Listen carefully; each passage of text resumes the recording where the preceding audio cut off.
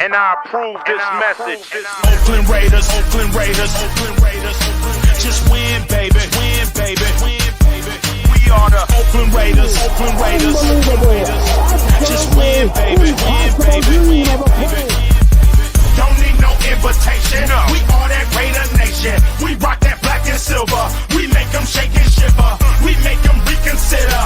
And we still committed. So if you want a piece of this, you can come and get it. Touchdown, touchdown. Let's throw a bomb on first down. Let's throw a bomb on every down. First we score, then we clown. Having fun, look around. Nobody loud as a Raider crowd. Nobody proud as a Raider crowd. NFL, how you like me now? We gon' do this open style. Nothing but action. I'm Bo Jackson, hit the hole. Run you over, goal line. Jumping over, going crazy. Lose your soul, lose your mind in the black hole. Here's the goal, Super Bowl. And everybody here, get the goal.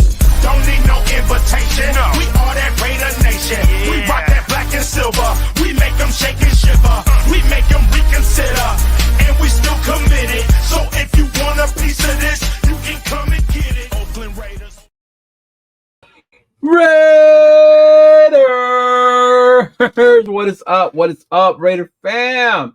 It is your boy Cheeto Linus, and we are back. We are back with another quick video now that the off season is upon us. Well, actually, it started last week when the franchise tag was dropped, but I just didn't do a video. But for the most part, the NFL off season is upon us. So what does that mean? What does that mean moving forward for the Raider Nation? Well, as I mentioned earlier, the franchise tags have been released and teams are set and they are able to tag someone. When it comes to us, I feel we're probably will not be using it.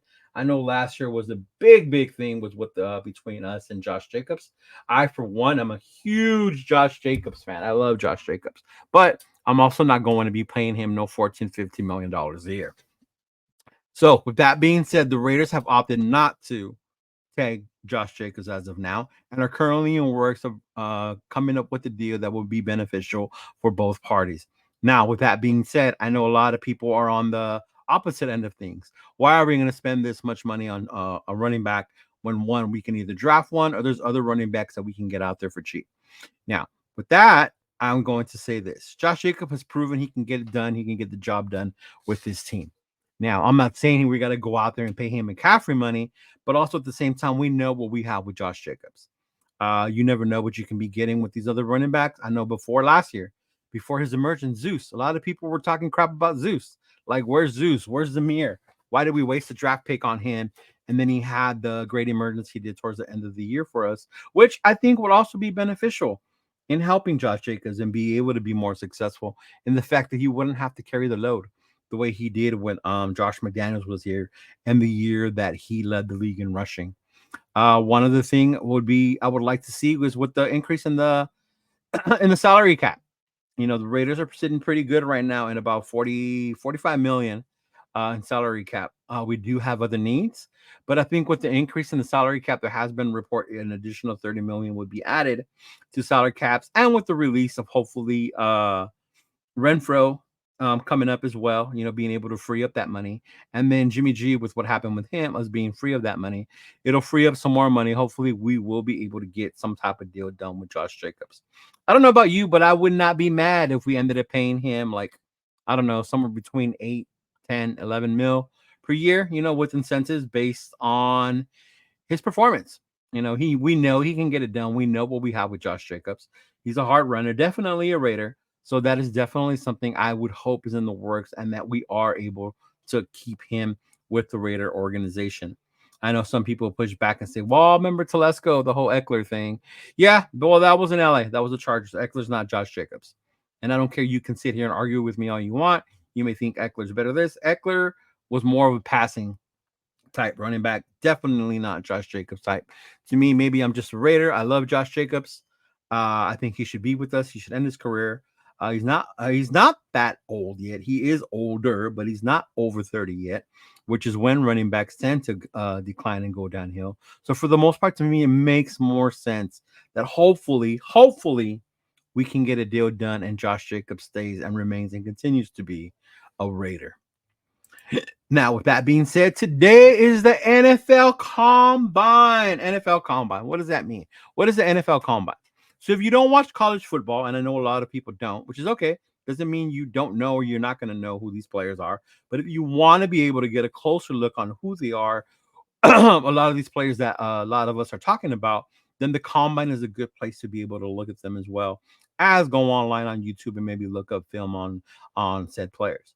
Now, if you want to see some of their performances, my boy Rundown, shout out to my boy Raider Rundown. He did a great video on the Senior Bowl, and some of the performances that we saw up there. There was a lot of talk about Spencer Rattler. There was a lot of talk about Bo Nix and some of the other players that are coming out, about Sweat, some of the defensive players, some of the offensive linemen also that are coming out in the draft. So if you want to learn more about these college players and the impact they might be have and what we're looking at, definitely go check out my homeboy Rundown's video when he talks about the Senior Bowl and makes an analysis about these players. Now, with that being said, the NFL Combine is starting soon, and that is the opportunity for teams to get an in-depth look at these players and what they bring. Now, before you get all excited or all get your punnies in a bunch, yes, reports have already came out that Caleb Williams, Jaden Daniels will not be participating in throws in the NFL Combine. That is normal. Most quarterback prospects do not throw or participate in that aspect of the combine. The combine goes a lot deeper. They normally will do that or host what we call pro days. They will have their own pro day where they will invite certain teams to come looking and get a more in-depth look in a most controlled environment for these players, for these quarterbacks, meaning that they will be able to control the passes they're throwing. The receivers, they'll be throwing to their own receivers in that aspect, and they'll be able to get a more in-depth look when it comes to the arm of, say, Caleb Williams and Jaden Daniels. What is important for these quarterbacks is the interview and the physical. They do partake in the physicals and the interview part of this process, and that's where you can get a more in-depth. And I bring up physical to me because one particular quarterback that strikes to me an interest when it comes to the physical is Michael Penix Jr.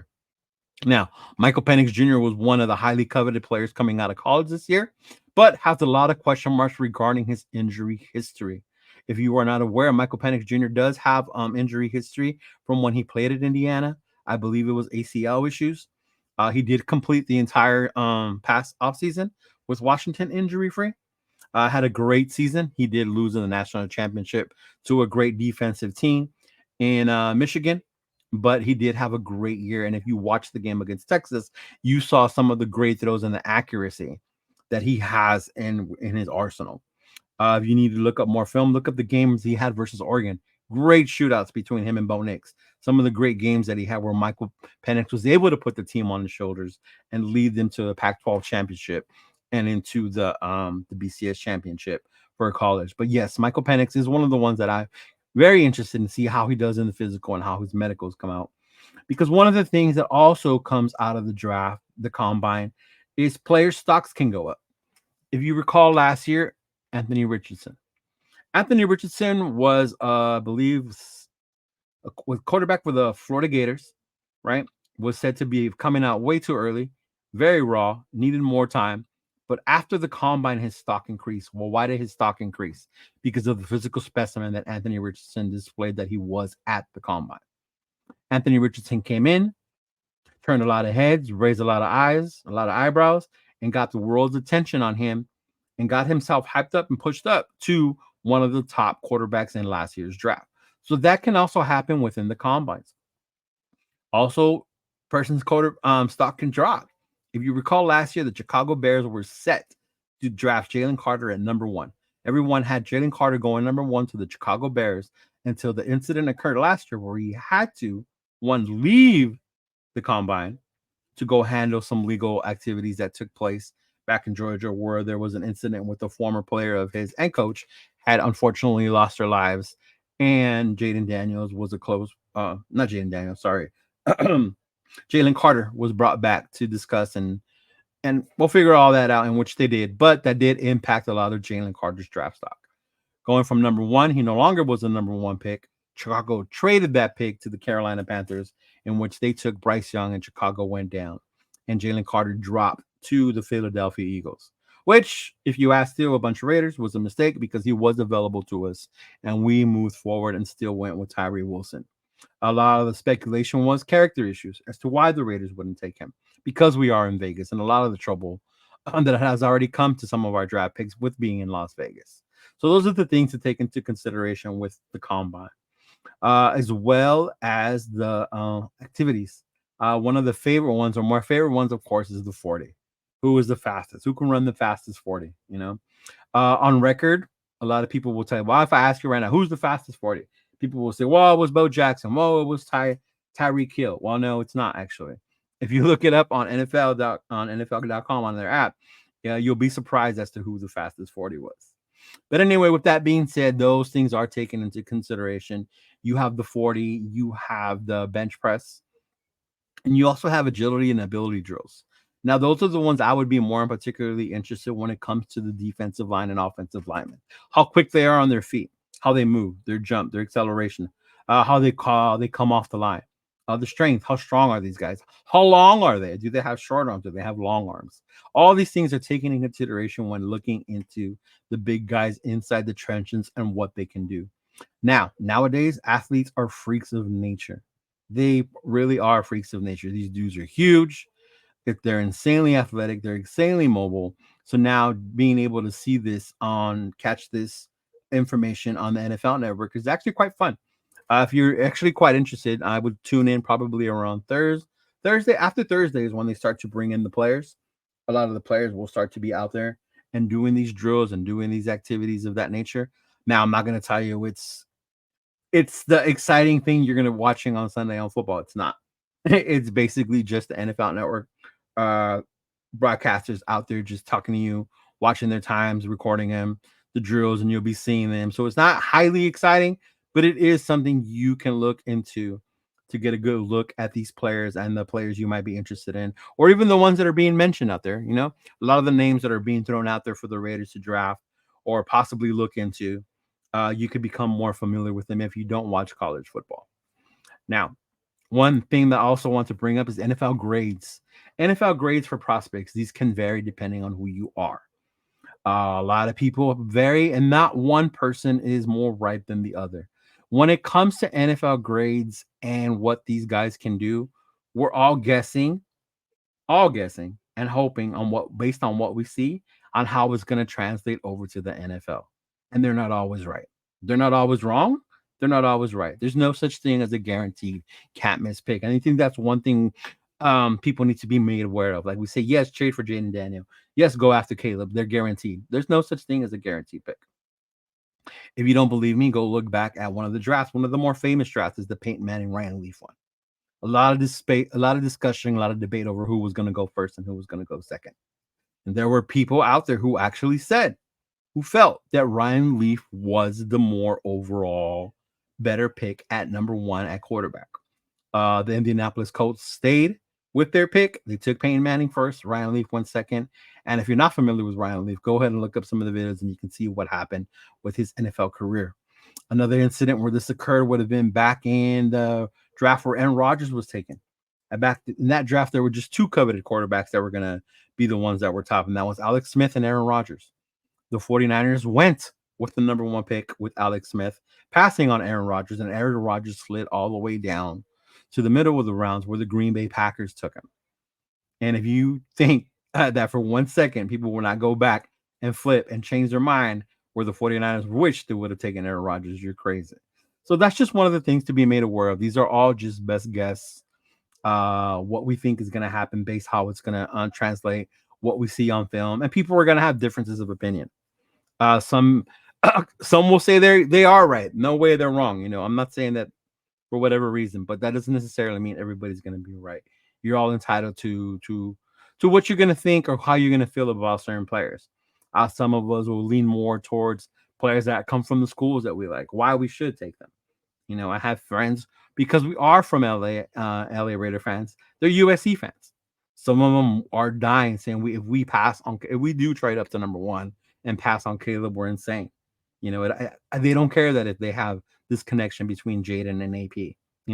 Those are just different things to look and take into consideration. And I bring up the grades for a reason. Now, for the most part, most people feel that the top three picks are going to be the quarterbacks. And that makes sense. Right now, the most important position in the NFL is the quarterback position. If you, people have, it has shown, you look at the Kansas City Chiefs, how drastically their their organization has changed since they drafted and have placed Patrick Mahomes at the helm. So having the right quarterback in place is a huge, huge, huge, huge difference. Now, when it comes to grading the quarterbacks, next gen stats, what next gen stats it analyzes NFL combines, pro day, college production to predict a prospect's chances of success in the NFL. The results of the model are transferred into a number ranging from 50 to 99 being the highest, which represents the athleticism of them in college football. So I bring this up for two reasons. Now, like I was saying, we all expect the top three quarterbacks, which would be Caleb, Drake May, or Jaden Daniels in any particular order on how you rank them, as how they're going to be drafted. But they're not necessarily how they are ranked as the best overall prospects in the draft. And I say that to you because number one on the 2024 NFL Combine list is Caleb Williams. Caleb Williams with the 96. They have him marked as elite. Number two, Brock Bowers. Brock Bowers, the tight end out of Georgia, who's a huge, huge prospect. Don't get me wrong. Huge, huge prospect. They have him ranked as the number two best player in this draft with the 95. Number three, they have Jaden Daniels with the 94. Quarterback out of LSU. Number four, Malik Neighbors, wide receiver out of LSU with the 92. Number five, Javion Sanders, tight end, another tight end out of Texas with the 89. And at number 6, Bo Nix. Yeah, I said Bo Nix. Now, I'm not saying we should go out there and draft Bo Nix. If you know me, I shout out to my Raider Syndicate fan, my boys. You got Rundown, Protect the Shield, Chris, and you got the Ultimate Raider fan and Turf. They know that I'm a Bo Nix fan. That doesn't mean I think we should go out there and draft him 100%. Do I feel there's other better quarterbacks? Yes, but I am a fan of him. But I'm just letting you know that's where they have him ranked at number 6. Number 7, Marvin Harrison Jr., which is a shock to me. They have him as an 89, which is good. And this is next gen stats, right? Number 8 is the linebacker, Cedric Gray. Number 88. Number 9 is Kool-Aid McKinstry, the cornerback, highly coveted cornerback out of Alabama. And then number 10 is Quinion Mitchell, another cornerback out of Toledo. Now, I bring this up for a particular reason. I did say that the top 3 quarterbacks were Caleb, Drake, and Jaden. They have Drake May ranked at number 15 with a score of 85. That's where they have him ranked, projected on their next gen stat as far as what success he would have. The next quarterback after him, JJ McCarthy at 84. So I find that very interesting in the fact that, yes, these rankings can be different, and I brought that up for a particular reason. With quarterbacks in particular, with any player in this combine, these players can bring up their stock. Yes, you can bring up your stock. I mentioned Anthony Richardson before. If you think about with JJ McCarthy, when NFL offseason started, before the national championship, the main priority of the quarterbacks were there was a consensus of say 4 or 5, right? Which was Caleb, Jaden, Drake, Nix, and Penix, right? Now you throw JJ McCarthy up in the mix. Now there's been reports out of ESPN about JJ McCarthy being a top prospect now. How the Raiders should take him at number 13. Take JJ McCarthy based on his upside. Now, what does this mean? What does it mean? It just basically means based on this combine, quarterbacks like JJ McCarthy, like Rattler, can severely bring their stock up based on their performances during this combine. So that's one of the things you want to look into and see what happens and what can occur when it comes to the prospects and what we're going to do. As far as it affects the Raiders are currently at number 13. Does that mean we're going to be stuck at 13? No, we can trade up. But then again, in order to trade up, we need to find a dance partner. Somebody's going to have to be willing to trade with us, trade down from that position, and at what cost? Now, we can get into another video debate, which we might do one, might invite some people about whether it's worth the risk, the cost. Right? How much should the Raiders be willing to pay? You talk to some fans, it's like trade the farm. It don't matter. We mess up the picks anyway. You know, other fans should be like, no, we should be more cautious with our pick. This is AP's career as coach, as you're putting in line. If he trades up, he's living and dying with that coach. People would say, well, it worked out for the 49ers with Trey Lance. They traded all those picks. Luckily, they found Brock Purdy and they didn't have to worry about it. And they actually didn't end up being too hurt by messing up on that pick. You're right, they didn't. But they also drafted very well with their other picks. And that's one of the things the Raiders are going to have to start doing now moving forward with this regime. Historically, the Raiders have not been one of the more better teams to draft. If you think about when Gruden and Mayock came over here, when we traded away Mack and Cooper, that's when the Raiders felt we were okay with it as fans because we had the draft capital to start building something good. And what's left from it now, I can only think of Josh Jacobs based as a first round pick from all those. Abrams is gone. I don't even want to say some of these other dudes' names because it was just ridiculous the way we wasted away these picks. So one of the things that Tom Telesco and company must start doing is to start scouting and using these picks properly and bringing in players that can start to take roles and have a good impact on these players on the team. With that being said, we have some of these players still from last year's draft. We have Tyree Wilson, we have Jacorian Bennett, we have Dalton Wagner. There's a bunch of other players that are still out there for us that for the bases that are young. Does that mean that the Raiders don't have to draft a corner? No, that doesn't mean we have to draft a corner. But what it is doing is we need to start building up this team from within the draft so that when we do bring in, or we are able to bring in big free agents, they are going to be impactful and that we don't have other areas of need that are going to be lacking. For me, the most important areas right now are the trenches. The trenches. Right now, we have our left tackle in Corton Miller. On the other side, we have Mumford. I mean, are we cool with Mumford being the other right tackle?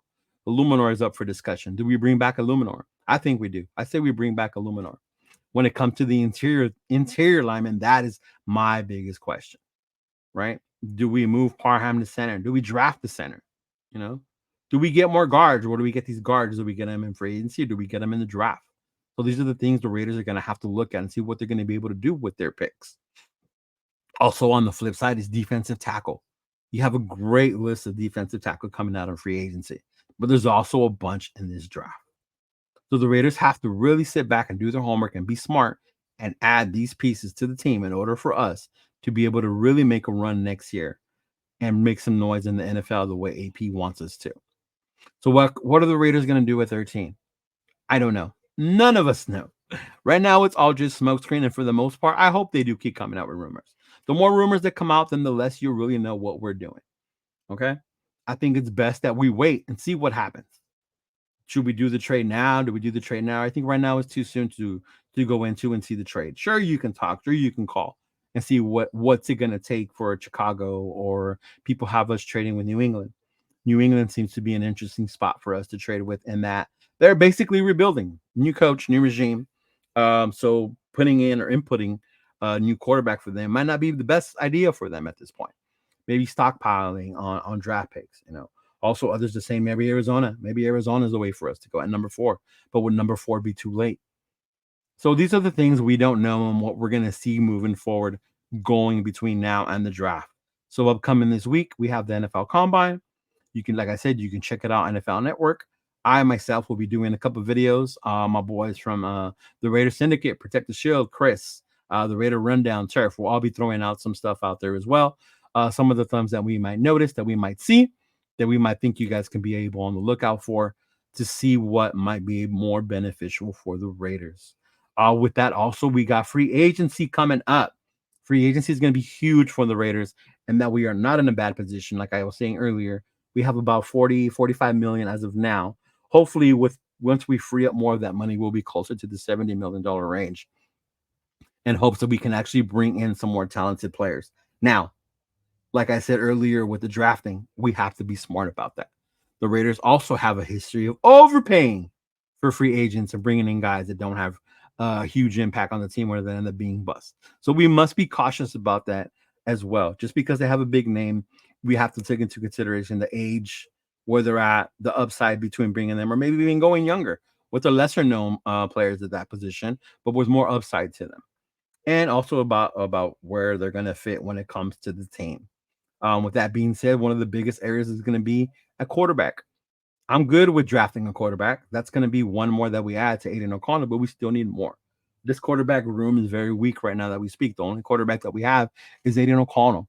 So we need to really build up this quarterback room and create some more competition and see who survives from it. Yeah. So that's it, Raider Nation. That's it for now. Look forward to meeting up with you guys for the next time. Hopefully, we'll be able to get some videos, some good feed from the combine. I know one of our boys might go. I'm hoping that he goes, so maybe he can get us some good feed, some good videos, and we can share with y'all. But for the most part, until next time, Raider Nation, you know we are always here, and as always, just win, baby.